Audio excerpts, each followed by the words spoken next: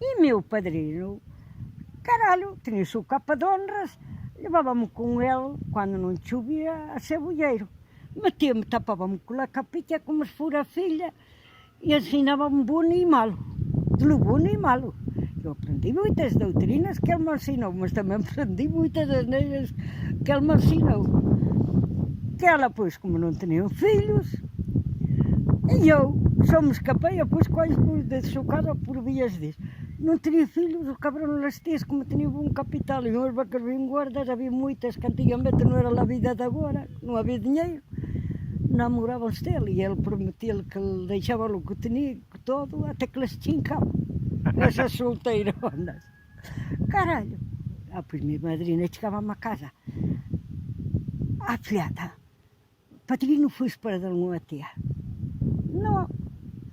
Mas caralho, escapou-se e deixou-me com as vacas e fui a montar uma para um cerrado. Para ali que era pobre, coitada também, lo queria era dinheiro.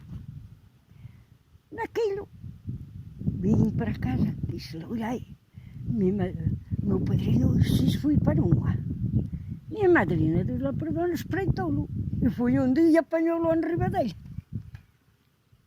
Caralho, começaram a ralhar. Comigo não ralhavam.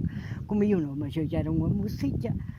E meu padrinho, após a outra mulher, fui, disse-lhe ao pai, agarraram-se, ele e minha madrinha, até tinham umas argolhas destas, e partiu-lhe uma argolha, a lá tal, minha madrinha nele.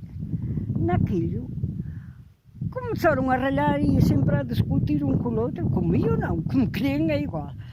E eu disse, pai, eu e o meu padrinho e minha madrinha só estão a ralhar, a ralhar. Filha, tu é que sabes, só estão a ralhar por vias de La Florinda.